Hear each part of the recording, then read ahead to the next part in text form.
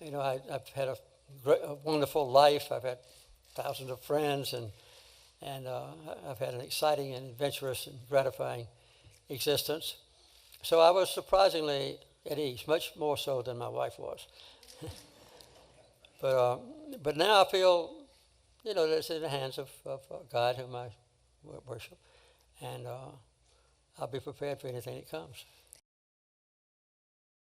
From a small-town Georgia peanut farmer to President of the United States, Jimmy Carter aspired to make government competent and compassionate. Our social and political progress has been based on one fundamental principle: the value and importance of the individual. After 7 years as a naval officer, he returned home to Plains, Georgia, before entering into politics, eventually being elected governor of Georgia, using the platform to speak out against racism. I say to you quite frankly that the time for racial discrimination is over. Becoming president in 1977, his achievements were notable, including the Camp David Peace Accords in 1978, the framework for peace between Israel and Egypt. But there were dark days too, including the Iran hostage crisis that, together with the continuing inflation at home and an energy shortage, contributed to Ronald Reagan's landslide victory in 1980. Jimmy and his wife Rosalind founded the Carter Center in 1982, promoting peace, democracy, human rights, and economic and social development all over the world. In 2002, his work earned him the Nobel Peace Prize. A devout Christian, his life was largely defined by his faith and service to others. He spent decades teaching Sunday school in the small town where he was raised and volunteering with Habitat for Humanity. The longest-lived president in American history. I love you! Leaves behind a legacy of love. Well, the best thing I ever did was marrying Rosalind. In Plains, Georgia, I'm Ivan Rodriguez. In 1984, former President Jimmy Carter and his wife Rosalind started an annual tradition to build Habitat for Humanity homes. We've built almost 5,000 houses now. It's been one of the most gratifying and challenging and difficult things we've ever done, physically speaking, because we've gotten steadily older. I was a lot younger when I first started. He was 60 and fresh out of the White House when he first took up the hammer as a volunteer home builder. We hope it'll go like this all over the world. We're now building one home each day for poor people in need. I happen to be a Christian, and it's a practical way to put my religious beliefs into practical use. And this is the best way I know to cross that very difficult chasm between rich people and people that never have had a decent place in which to live. Habitat for Humanity says over 1 million volunteers are working in more than 70 countries to build affordable housing. There's a Habitat organization needing some volunteers to raise money or to serve food or to build a house in almost everywhere people live in the United States. Just the idea of volunteerism, where you actually do some work side by side with people in need, has been put on the forefront of people's consciousness through Habitat. And that's a good thing. Even at age 95, hours after a fall left him with a black eye and stitches, the former president was on the job in Nashville, power tools in hand, carrying on his tradition of building homes for those in need. Carter's legacy of giving also includes the Carter Center, a nonprofit he founded in Atlanta that fights for basic human rights and health care for families across the world. I, Jimmy Carter, do solemnly swear. I, Jimmy Carter, do solemnly swear That I will faithfully execute. that I will faithfully execute The office of President of the United States. the office of President of the United States And will, to the best of my ability, and will, to the best of my ability, preserve, protect, and defend preserve, protect, and defend the Constitution of the United States. the Constitution of the United States. So help me God. So help me God. Congratulations.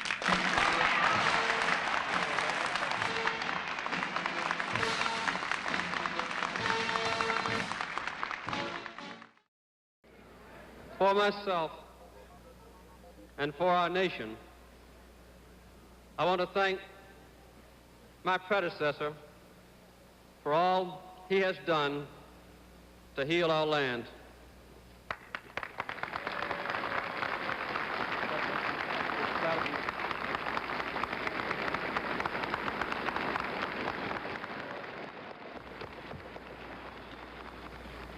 In this outward and physical ceremony, we attest once again to the inner and spiritual strength of our nation. As my high school teacher, Miss Julia Coleman, used to say, we must adjust to changing times and still hold to unchanging principles. Here before me is a Bible used in the inauguration of our first president in 1789.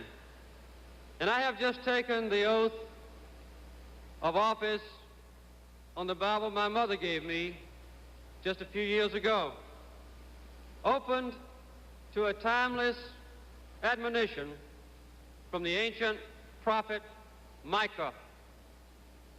He has showed thee, O man, what is good, and what doth the Lord require of thee, but to do justly, and to love mercy, and to walk humbly with thy God. Within us, the people of the United States, there is evident a serious and purposeful rekindling of confidence. And I join in the hope that when my time as your president has ended, people might say this about our nation, that we had remembered the words of Micah and renewed our search for humility, mercy, and justice, that we had torn down the barriers that separated those of different race and region and religion, and where there had been mistrust, built unity with a respect for diversity, that we had found productive work for those able to perform it, that we had strengthened the American family, which is the basis of our society, that we had ensured respect for the law and equal treatment under the law for the weak and the powerful, for the rich and the poor, and that we had enabled our people to be proud of their own government once again. I would hope that the nations of the world might say that we had built a lasting peace based not on weapons of war, but on international policies which reflect our own most precious values. These are not just my goals, and they will not be my accomplishments, but the affirmation of our nation's continuing moral strength and our belief in an undiminished, ever-expanding American dream. Thank you very much.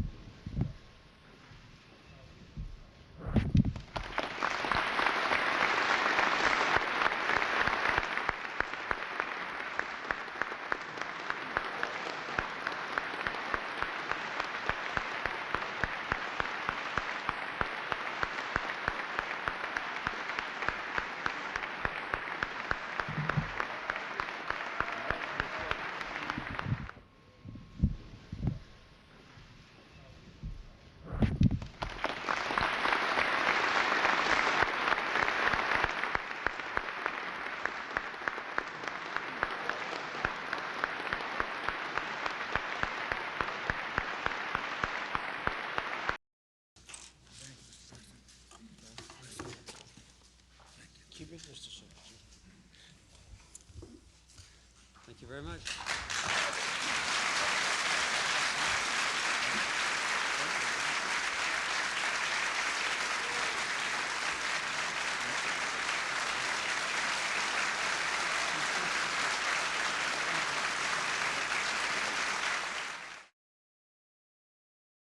The struggle for human rights overrides all differences of color or nation or language.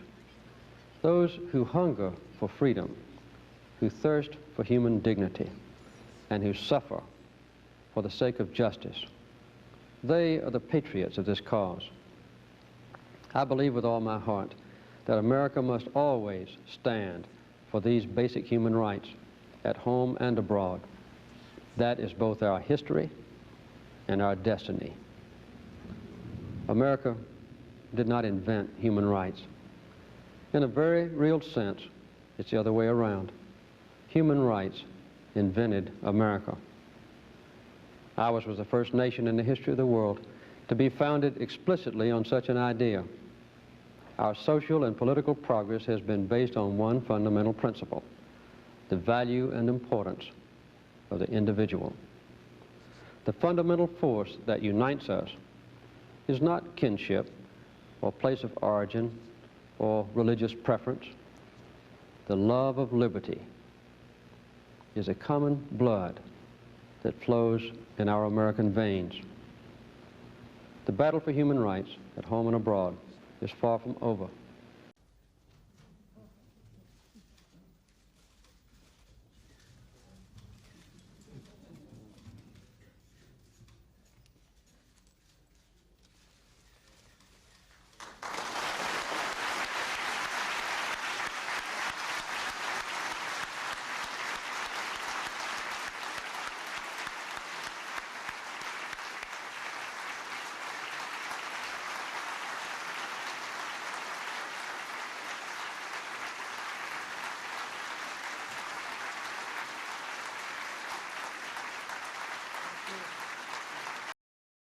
One more call, Ogden, Utah. Hello. Yes. President Carter, I would like to tell you that the first time I voted for you. I've never regretted it. And I would like to know what you want to be remembered as. The legacy. Well, the things that a lot of people remember about me is I was not reelected for a second term. What's your own legacy, do you think? Well, I kept our Peacekeeper? country at peace. You know, I never sent a soldier into battle. I never bombed anybody. I negotiated peace for other people, like in the Mideast and Zimbabwe. And I promoted human rights to the utmost of my ability. So if people 100 years from now remember me, I would like for them to connect peace and human rights to my name. It's an honor being in your presence. Thank you very much, Larry. God gives every one of us life and freedom. And I think enough opportunity and talent to live a completely successful life as judged by God.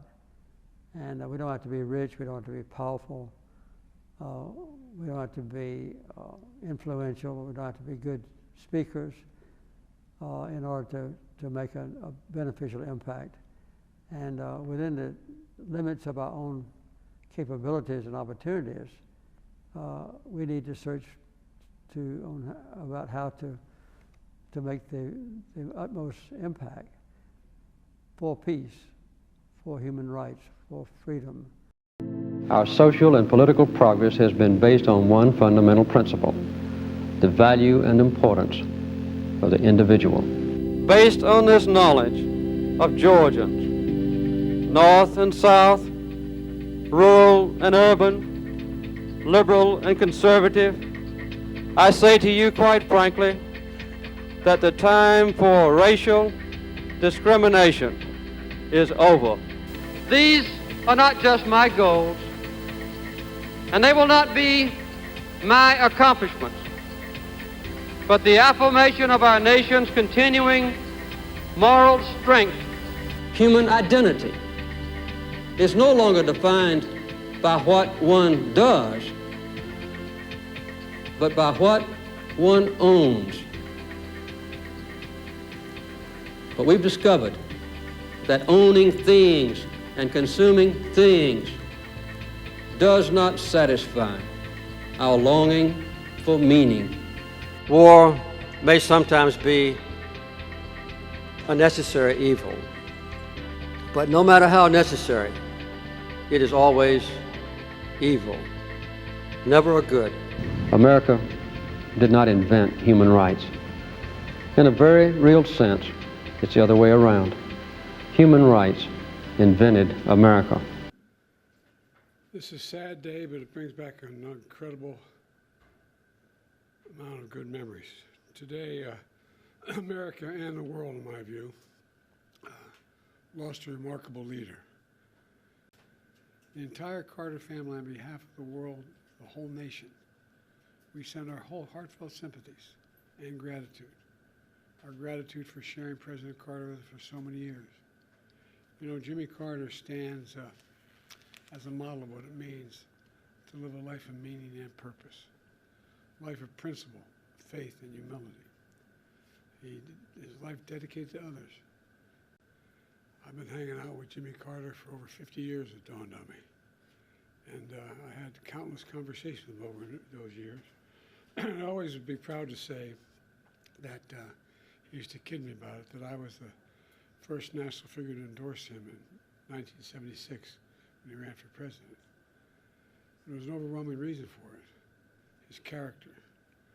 What I find extraordinary about Jimmy Carter, though, is that millions of people all around the world, all over the world, feel they lost a friend as well, even though they never met him.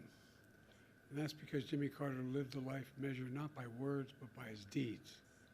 Just look at his life, his life's work. He worked to eradicate disease, not just at home, but around the world. He forged peace, advanced civil rights, human rights, promoted free and fair elections around the world. He built housing for the homeless with his own hands. And his compassion and moral clarity lifted people up and changed lives and saved lives all over the globe. We may never see his like again. We'd all do well to try to be a little more like Jimmy Carter. You know, my mom, you've heard me say this before, used to say, bravery lives in every heart, and someday it'll be summoned.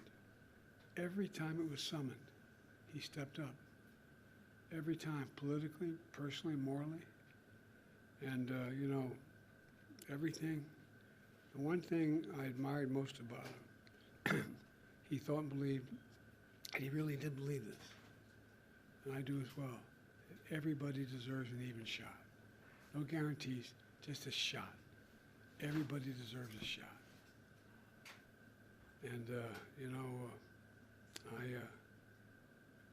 he gave an awful lot of people a chance.